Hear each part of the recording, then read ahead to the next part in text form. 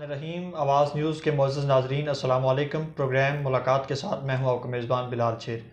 नाज़रीन कराम, आज जिस शख्सियत से हम आपकी मुलाकात करवाने जा रहे हैं वो मेडिकल के शोबा से वाबस्ता हैं और RHC डिंगा के इंचार्ज हैं। इस वक्त जनाब डॉक्टर यासर इजाज़ हमारे साथ मौजूद हैं, उनसे गुफ्तगू करेंगे।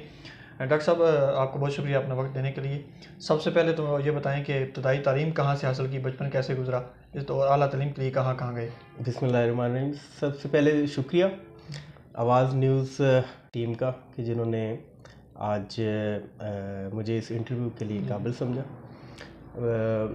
मेरा तारुफ़ इब्तदाई तालीम मेरी डिंगा एक प्राइवेट स्कूल से मिडिल तक, उसके बाद गवर्नमेंट हाई स्कूल डिंगा से मैट्रिक की और उसके बाद FSC के लिए गवर्नमेंट ज़मींदार कॉलेज गुजरात से FSC की। उसके बाद मेरा एडमिशन हो गया डेंटल कॉलेज लाहौर में और वहाँ से ग्रेजुएशन मैंने की। उसके बाद काफ़ी सारे कोर्सेज़ पाकिस्तान में भी, पाकिस्तान से बाहर भी, और उसके बाद मैंने प्राइवेट प्रैक्टिस की यहाँ पे डिंगा में आमिर जावेद मेडिकल कम्प्लेक्स में, और 2015 में मैंने गवर्नमेंट जॉब ज्वाइन की RHC डिंगा में एज डेंटल सर्जन, और 2019 में मुझे यहाँ पे एज इंचार्ज भी साथ तैनात किया गया, और 2019 से अभी तक मैं यहाँ पे RHC डिंगा का इंचार्ज। अच्छा डॉक्टर साहब, क्योंकि आपका ताल्लुक मेडिकल के शोबा से है, तो ये बताएं कि जो कोरोना वायरस की थर्ड वेव आ रही है वो कितनी शदीद है और डिंगा में उस हवाले से क्या सूरत हाल आप देख रहे हैं? ये जी आपने बड़ा इम्पोर्टेंट क्वेश्चन किया है। इस टाइम जो सूरत हाल कोरोना की चल रही है, जो पिछले साल मई और जून में जो पीक आई थी, जो फर्स्ट वेव की जो पीक थी, सबसे ज़्यादा हमने केसेस उसमें देखे थे, और हमारा ये हाल था कि शायद उसके बाद मज़ीद ये वो वाली पीक नहीं आएगी, ग्रेजुअली कम होता जाएगा। सर्दियों के अंदर सेकंड वेव का एक चांस था, तो वो भी यही हाल था कि मार्च में या फरवरी के एंड तक वो होगी, और उसके बाद जो ही मौसम ज़रा बेहतर होगा तो ख़त्म हो जाएगा। और लेकिन ये है कि सेकंड वेव आपकी आई तकरीबन नवंबर में, नवंबर दिसंबर में। अब इस टाइम पे थर्ड वेव इसको कहा जा रहा है। वो थर्ड वेव इसलिए कहा जा रहा है कि इस टाइम पे जो कोरोना की सूरत हाल है, एटलीस्ट जो डिस्ट्रिक्ट गुजरात में हम देख रहे हैं, मेरे ख्याल में उससे शायद ये पहली वेव से 3 गुना या 4 गुना बड़ी वेव है। इसलिए कि पहली वेव के अंदर हमारे जो जितने भी हॉस्पिटल या जितने बेड्स अवेलेबल गवर्नमेंट ने किए हुए थे वो फुल नहीं हुए थे अपनी कैपेसिटी पे। इस टाइम कैपेसिटी हमारे डिस्ट्रिक्ट गुजरात के हॉस्पिटल्स की फुल हो चुकी हुई है, और इतने ज़्यादा केसेस आ रहे हैं, इतने ज़्यादा केसेस आ रहे हैं कि परेशान हो गए हम। तो इसमें चूँकि गवर्नमेंट का साथ अभी वैक्सीनेशन का प्रोसेस भी स्टार्ट हो गया, तो हमारी होप यही है कि वैक्सीनेशन जल्द से जल्द हो, ज़्यादा से ज़्यादा लोगों को वैक्सीन लगे। हमारे जो हेल्थ केयर वर्कर्स हैं तकरीबन सबको वो लगाई जा चुकी है, और जो वैक्सीनेशन बढ़ती जाएगी तो ये कम होता जाएगा। लेकिन इस टाइम जो सबसे ख़तरनाक चीज़ है कि जो वायरस की इस टाइम फॉर्म है, यानी कि जो लोग बीमार हो रहे हैं उनमें बीमारी की शिद्दत बड़ी ख़तरनाक है। यानी कि फ़र्स्ट वेव में बहुत सारे लोगों को हमने देखा है कि उनको बीमारी तो आई तो है, लेकिन उनमें अलामात इतनी ख़तरनाक। लेकिन इस टाइम अलामात बहुत ज़्यादा ख़तरनाक, लोग 40-42 साल के लोगों को इंतहाई सीरियस कंडीशन में ICUs में एडमिट किया जा रहा है, और बेड्स की कैपेसिटी तकरीबन फुल हो चुकी हुई है पूरे पंजाब में। काफ़ी सारे हालात, तो एहतियात की बहुत ज़्यादा ज़रूरत है, ख़ास तौर पे जो लोग इम्यूनो कम्प्रोमाइज्ड हैं, जिनको साथ कोई ना कोई बीमारी है, या जिनका एज फैक्टर 50+ जो है, वो अपनी बहुत ज़्यादा एहतियात करें जितनी मैक्सिमम हो सकती है। तो डॉक्टर साहब, आप RHC डिंगा के इंचार्ज हैं, तो ये बताएं कि आपके आने के बाद RHC डिंगा में क्या तब्दीलियाँ आई हैं, क्या आपने चेंजेस किए हैं? मुझे जी जब RHC डिंगा का चार्ज दिया गया तो उस टाइम पे हमारा हॉस्पिटल जो था उसकी परफॉर्मेंस को बहुत अच्छी नहीं थी। हमारे डिस्ट्रिक्ट का जो भी क्राइटेरियाज होते हैं उसमें काफ़ी सारे चीज़ें थी जिसमें हम लैग कर रहे थे, जिसमें हमारी काफ़ी कमज़ोरी थी। हमारे RHC डिंगा की कैटेगरी ऑलमोस्ट सारे RHC में सबसे लो थी। तो मैं चूँकि यहाँ पे लोकल था और एक रेगुलर सीट पे था, तो उस टाइम के जो CO साहब थे और DC साहब ने ये मुनासिब समझा कि यहाँ पे अगर एक लोकल डॉक्टर को जो कि इस इलाके का हो उसको अगर अपॉइंट किया जाए तो ये शायद ज़रा बेहतर परफॉर्म कर सकते। उन्होंने मेरे पे एतमाद किया और मैंने अपनी कोशिश की, और अल्हम्दुलिल्लाह इस टाइम पे हमारे आरएचसी का जो परफॉर्मेंस है उसकी पूरे ज़िले में मिसालें दी जाती हैं।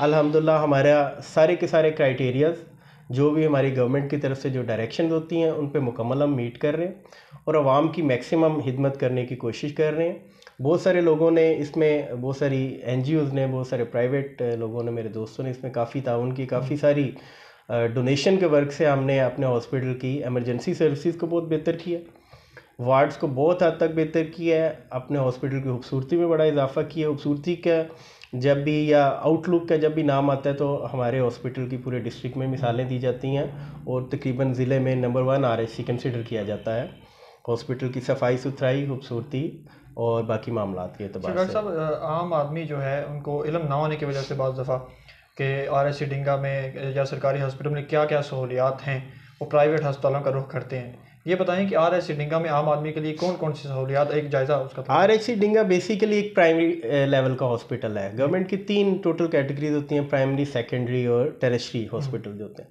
जो प्राइमरी केयर हॉस्पिटल होते हैं उसमें महदूद सहूलियात होती हैं।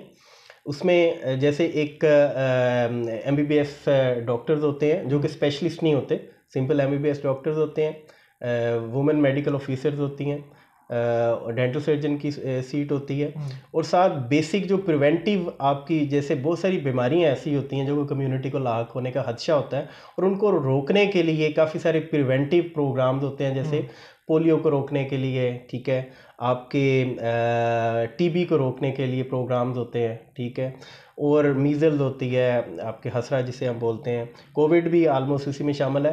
प्रिवेंटिव प्रोग्राम का काफ़ी सारे वो जो बेस होती हैं, जैसे ये पोलियो वर्कर की टीमें आपके घर घर में जाती जब भी पोलियो, तो वो हमारे हॉस्पिटल में वो बेसिक लेवल की प्रिवेंटिव जो सर्विसेज होती हैं वो होती हैं। बाकी जो स्पेशलिस्ट लेवल के डॉक्टर्स जो होते हैं वो RHC में तैनात नहीं होते हैं, ये TH के जो सेकेंडरी केयर के हॉस्पिटल उनमें होते हैं।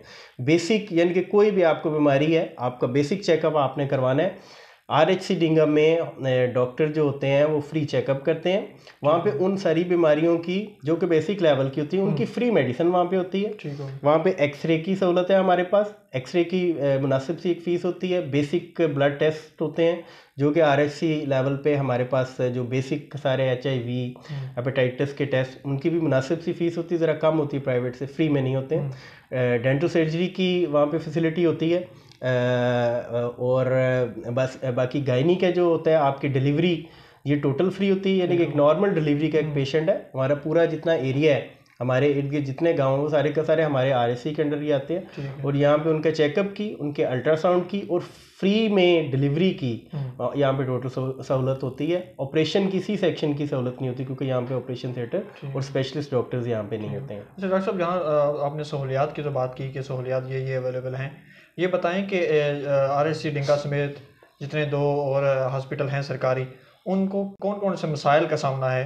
और उनके लिए क्या इकदाम किए जा रहे हैं मसाइल को दूर करने? देखिए जी, डिंगा में टोटल 3 हॉस्पिटल्स हैं, एक RHC डिंगा, एक सिविल हॉस्पिटल जो कि अब TH की डिंगा और एक गवर्नमेंट मैटरनिटी हॉस्पिटल डिंगा। तो इन तीनों हॉस्पिटल की परफॉर्मेंस अल्हम्दुलिल्लाह पिछले 2-2.5 साल में काफ़ी सारी इम्प्रूव हुई है। सबसे मेजर जो इसमें हमारा फैक्टर है वो THQ डिंगा, जो सिविल हॉस्पिटल डिंगा के नाम से जाना जाता है क्योंकि ये THQ लेवल का जो हॉस्पिटल होता है ये सेकेंडरी जो कैटेगरी में आता है और यहाँ पे स्पेशलिस्ट डॉक्टर की तैनाती से और अभी रिसेंटली जो यहाँ पे लोकल हमारे MS जो नए लगाए गए डॉक्टर अकमल, वो भी चूँकि लोकल है हमारे इलाके के हैं, तो जो भी कोई लोकल डॉक्टर होता है वो ज़रा ज़्यादा बेहतर परफॉर्म करता है और कोशिश भी करता है कि हर टाइम अवेलेबिलिटी। तो उस हवाले से हमारा जो THQ डिंगा है उसकी परफॉर्मेंस अल्हम्दुलिल्लाह बहुत बेहतर जा रही है। स्पेशलिस्ट डॉक्टर्स यहाँ पे ऑपरेशन हो रहे हैं हर किस्म के। जनरल सर्जरी पहले हमारे डिंगा में कोई भी ऑपरेशन की सहूलत किसी भी हॉस्पिटल में नहीं थी, लेकिन अभी अल्हम्दुलिल्लाह हमारा जो THQ डिंगा है वहाँ पे हर किस्म के ऑपरेशन हो रहे हैं। जो जनरल सर्जरी के जनरल सर्जन मौजूद है, स्पेशलिस्ट गायनाकोलॉजिस्ट मौजूद है, एनेस्थीसिया के डॉक्टर मौजूद हैं और यहाँ पे हर किस्म के ऑपरेशन, अपेंडिक्स, हर्निया, C-सेक्शन, पिता, इस टाइप के सारे ऑपरेशन यहाँ पे हो रहे हैं। इस तरह जो मैटरनिटी हॉस्पिटल है उसकी परफॉर्मेंस भी काफ़ी इम्प्रूव हुई है और वहाँ पे भी लेडी डॉक्टर्स मौजूद हैं जो कि नॉर्मल डिलीवरी, अल्ट्रासाउंड, यानी कि जितना गायनी रिलेटेड जो भी है डिपार्टमेंट, कुछ चीज़ों की कमी है हमारे RHC डिंगा में भी है। कुछ डॉक्टर्स की कमी है हमारे RSC डिंगा में, जैसे शॉर्टेज है। कुछ गवर्नमेंट की पॉलिसीज़ ऐसी होती हैं कि जिसमें काफ़ी सारे डॉक्टर्स आते हैं, फिर उसके बाद अपनी कोई स्पेशलाइजेशन करने के लिए जा रहे हैं, किसकी ट्रांसफ़र हो जाती है, तो स्टाफ की शॉर्टेज के इश्यूज़ काफ़ी सारे हमारे डिंगा के तीनों हॉस्पिटल को इस टाइम हैं। उसके सिलसिले में CO हेल्थ डॉक्टर लतीफ़ अफजल साहब से बात मेरी होती रहती है, जो लोकल हमारे उम्मीदवारान हैं कौमी असम्बली के भी और सूबाई असम्बली में, अख्तर याद साहब, फैज़ुल हसन शाह, उनके भी नॉलेज में हैं और वो भी अपनी तरफ से कोशिश कर रहे हैं कि किसी तरीके जो यहाँ पे सहूलियात में कमी है उनको पूरा किया जा सके। और अल्हम्दुलिल्लाह इस टाइम पे हमारे जो डिंगा के तीनों हॉस्पिटल हैं, मेडिसन की वाफर तादाद इस गवर्नमेंट में हमारे पास वाफर तादाद मौजूद है। पहले काफ़ी साल पहले की मैं बात करूं, शॉर्टेज हो जाती थी अक्सर, लेकिन अब हमारा जो हेल्थ केयर डिपार्टमेंट है उसमें मेडिसन की शॉर्टेज के इश्यूज़ हमें नहीं दरपेश। बहुत सारी मेडिसन है, ठीक है, जो कि डिंगा के तीनों हॉस्पिटल में कोशिश ही की जाती है। हमारे डिप्टी कमिश्नर साहब और हमारे हेल्थ डिपार्टमेंट के जितने भी सीनियर ऑफिसर, उनका ऑर्डर यही कि कोशिश हमने यही करनी होती है कि मैक्सिमम मेडिसन जो कि हॉस्पिटल में आए वो पेशेंट चाहे इमरजेंसी में हो या OPD में, उनको हॉस्पिटल के अंदर की मिले। अच्छा डॉक्टर साहब, माजरत अभी टाइम की ड्यूरेशन को मद्देनजर रखते हुए मैं लास्ट क्वेश्चन की तरफ आऊँगा। ये बताएं कि RSC डिंगा जो ट्रामा सेंटर बनने जा रहा है उसकी फिजिबिलिटी रिपोर्ट बन चुकी है, ये बताएं कि ट्रामा सेंटर बनने के बाद कौन कौन सी सहूलियात का होगा और कौन कौन सी सुविधाएं जो हैं वो दोबारा से इसमें आएंगी? ट्रामा सेंटर के जी वज़ीर आला पंजाब साहब जब यहाँ पे कोलियाँ हाउस आए थे तो उन्होंने प्रॉमिस किया था कि इंशाल्लाह उस पर जल्द, और उस पर मेरी इतलात के मुताबिक काफ़ी तेज़ी से वर्क हो रहा है और डिपार्टमेंट में उसकी फिजिबिलिटी रिपोर्ट पे काम हो रहा है और मुझे उम्मीद है कि इंशाल्लाह बड़ी जल्दी इसके प्रॉपर ऑर्डर्स और इसके लिए फंड्स रिलीज़ होने का जो है वो ऑर्डर आ जाएगा।